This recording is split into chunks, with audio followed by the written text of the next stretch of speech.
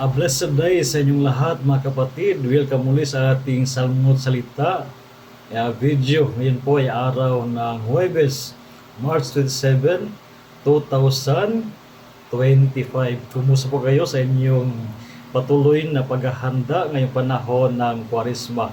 Ang ating ebanghelyo sa araw na ito ay mula sa ebanghelyo ni San Lucas, chapter 11 verses 14 to 23. Sa ebanghelyo ito ay tinulungan ni Kristo na makapagsalita ang isang pipi. Ito ay inalihan ng demonyo na kung saan ay naging dahilan na kanyang pagiging pipi.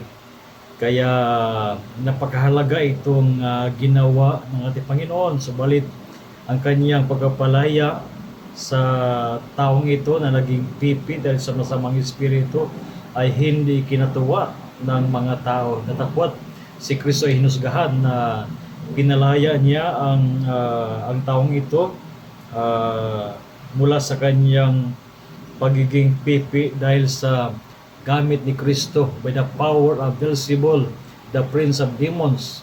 He drives out demons, yung sabi ng mga umaakusa kay Kristo.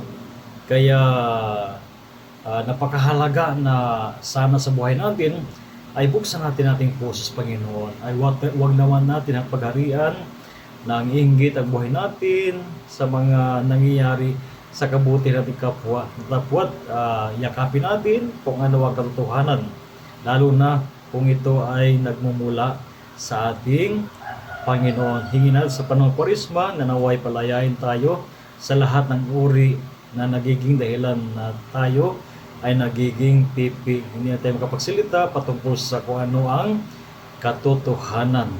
Isang palalas natin ng ating Panginoon sa Ebanghelyo, sabi niya sa pinakadulo Ebanghelyo, whoever is not with me is against me, and whoever does not gather with me scatters. Kaya panatilihin natin nakaugnay o kaisa ng ating Panginoon. O pag sa gayon, tayo ay darhin rin sa pagkakaisa. Only by uniting ourselves with Jesus that we can unite ourselves with one another. And what makes us unite to one another?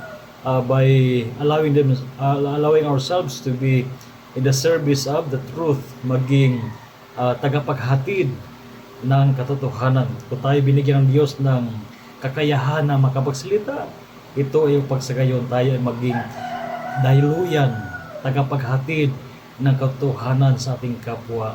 Katotohanan na siya magdadala sa atin tungo sa kaganapan ng buhay. So again, a blessed day sa inyong lahat at pagpalay ko ng Panginoon sa araw na ito at ingatan kayo kasama inyong mga mahal sa buhay. At inayahan kayo muli na maging bahagi ng ating social media apostolate na Salmot Salita sa pamamagitan niyo pagbabahagi nito sa inyong social media account. And of course, rest assured that my prayers for each one of you. So again, a blessed day sa inyong lahat at ingat po kayo lagi.